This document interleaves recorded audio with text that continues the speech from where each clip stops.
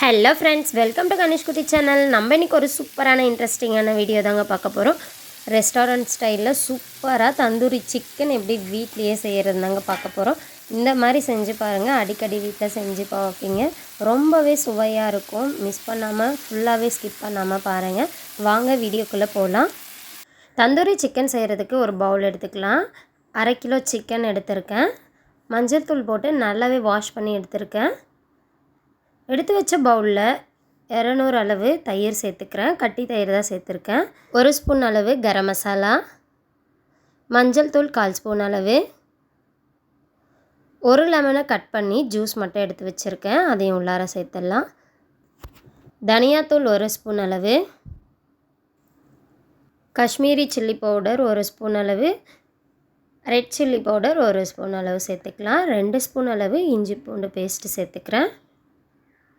1 spoon அளவு salt சேர்த்துக்கிறேன். கஸ்தூரி methi 1 spoon அளவு சேர்த்துக்கலாம். நல்லாவே நசுக்கிட்டு சேர்த்துக்கலாம். கடைகளில் கேட்டாலே கொடுப்பாங்க. சேர்த்துட்டு நல்லாவே மிக்ஸ் பண்ணிக்கிட்டுக்கலாம்.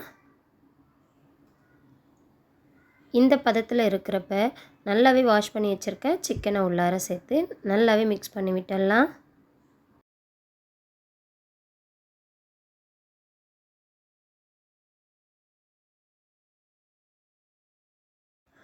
மசாலா நல்லாவே கலர் கொடுத்துருக்கு, ஃபுட் கலர் சேர்க்காம. அதுக்கு காரணம் காஷ்மீரி சில்லி சேர்த்ததால தான். அதனால் காஷ்மீரி சில்லி இருந்தால் கண்டிப்பாக சேர்த்துக்கோங்க. சேர்த்துட்டு நல்லாவே மிக்ஸ் பண்ணிவிட்டு மூடி போட்டு மூடிடலாம். 1லேருந்து 2 மணி நேரம் நல்லாவே ஊறி வரட்டும். அப்போ தான் நல்லா டேஸ்ட்டாக இருக்கும் சாப்பிட்றதுக்கு. 2 hours கழித்து ஓப்பன் பண்ணி பார்க்கலாம். பாருங்கள், தந்தூரி சிக்கன் செய்கிறதுக்கு சூப்பராகவே ரெடி ஆகிடுச்சு. ஒரு பேனில் தேவையான அளவு எண்ணெய் சேர்த்துக்கலாம். ஒவ்வொரு சிக்கனாக பேனில் சேர்த்துடலாம்.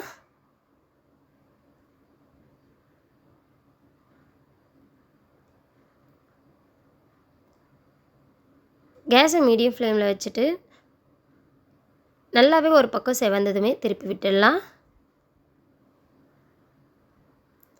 இதே போலவே நல்லாவே ரோஸ்ட் பண்ணி எடுத்துக்கலாம்.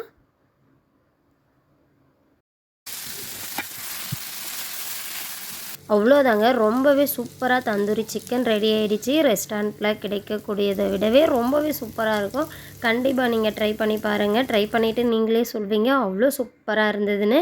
இந்த வீடியோ உங்களுக்கு பிடிச்சிருந்தால் லைக் பண்ணுங்கள், ஷேர் பண்ணுங்கள், சப்ஸ்கிரைப் பண்ணுங்கள். அப்படியே பக்கத்தில் இருக்க பெல் ஐக்கனையும் கிளிக் பண்ணுங்கள். தேங்க்யூ ஃபார் வாட்சிங்.